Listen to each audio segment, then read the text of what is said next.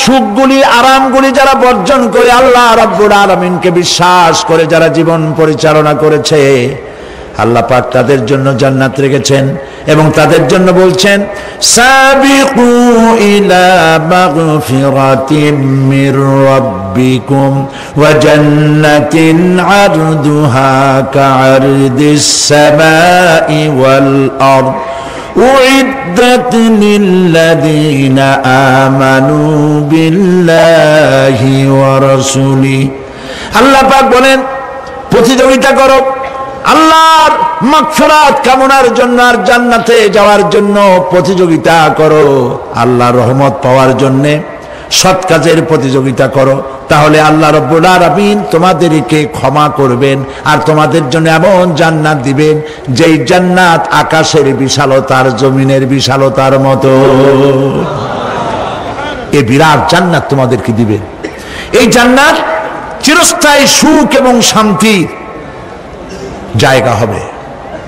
মাসালুল জান্নাতিল্লাতী উইদাল মুত্তাকুন ফিহা আনহারুম মিন মাইন গায়রি আসিনিন ওয়া আনহারুম মিন লাবানিন লাম ইয়াতাগায়্যার তা'আমুহু।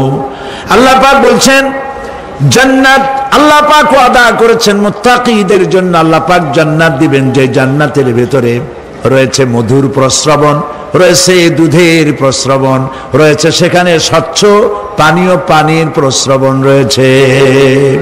এই সুন্দর জান্নাত ঝর্ণা ধারা আল্লাহ পাক সৃষ্টি করেছেন, বাগ বাগিচা দিয়ে ভরে রেখেছেন জান্নাত।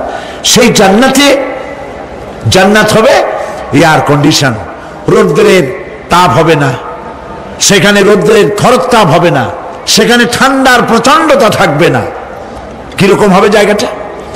আল্লাহ পাক বলছেন মুত্তাকিনা আলাল আরাইকি লা ইয়ারাউনা ফিহা শামসান ওয়ালা জামহারিরা ওয়া দানিয়াতান আলাইহিম যিলালুহা ওয়া যুল্লিলাত কুতুফুহা তাযলিলা।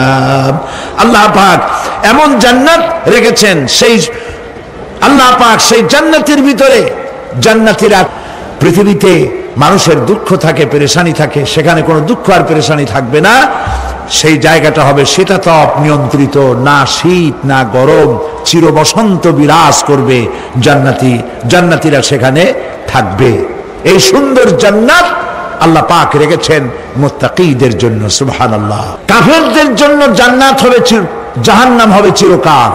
খালিদিনা ফিহা আবাদান, চিরকাল কাফেররা জাহান্নামে থাকবে। সর্বশেষ যে ব্যক্তি জাহান্নাম থেকে মুক্তি লাভ করবে তাকে আল্লাহ পাক বলবেন, ফেরেশতাদেরকে বলবেন, ও আমার ফেরেশতারা আমার এই বান্দাকে জান্নাত এবং জাহান্নামের মাঝখানে রেখে দাও।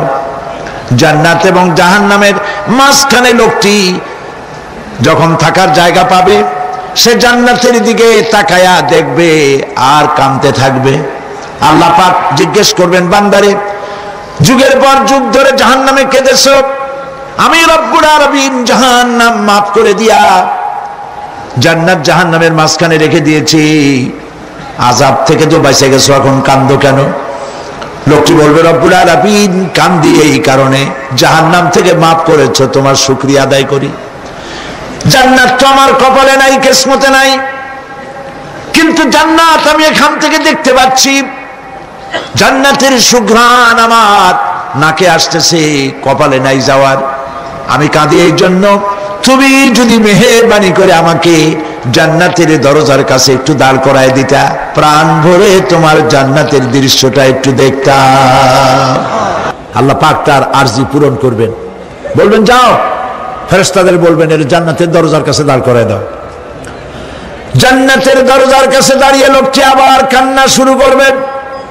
আল্লাহ পাক প্রশ্ন করবেন, এবার কান্দো কেন? লোকটি বলবে, রব্বুল আলামিন কান্দি এই কারণে, জান্নাতের এই দরজায় দাঁড়ায়া জান্নাতের অফুরন্ত নেয়ামত কিছুই ভালো করে দেখা যায় না, শুধু অল্প জায়গা দেখি। যদি তুমি আমারে দয়া করে জান্নাতের মাঝখানে দাঁড় করায় দিতা, চতুর্দিকে তাকায়া তাকায়া দেখা কলিজারে ঠান্ডা বানাইতাম।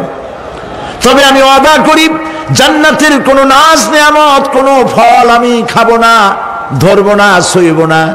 একটুখানি মেহেরবানি করে মাঝখানে দাঁড় করাইয়া দাও, জান্নারে ঠান্ডা করি।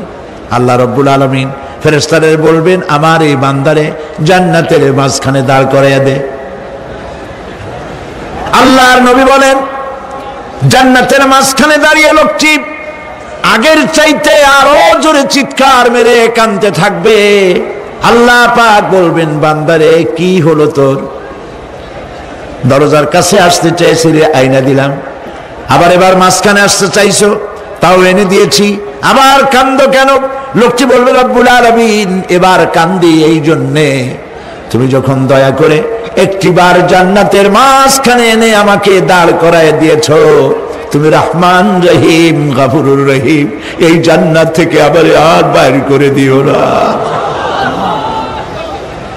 আল্লাহ রাব্বুল আলামিন বলবেন, ও আমার বান্দারে, আমার এই জান্নাত তোর খুব পছন্দ হয়েছে নাকি? লোকটি বলবে, রব্বুল আলামিন কলিজা ঠান্ডা হয়ে গেছে, ভাবতেও পারি না এই জান্নাত এত সুন্দর। আল্লাহ পাক বলবেন, বান্দারে এরকম একটি নয়, দুইটা নয়, তোর জন্য আমি 10টা জান্নাত এরকম রিজার্ভ করে রাখছি। সুবহানাল্লাহ।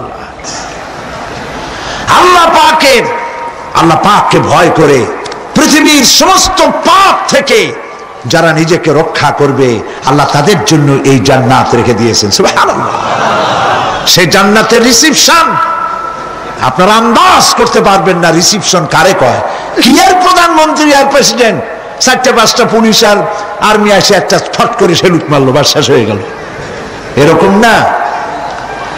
জান্নাতীদেরকে রিসিপশন দেওয়া হবে। জান্নাতীরা যখন আল্লাহর হুকুম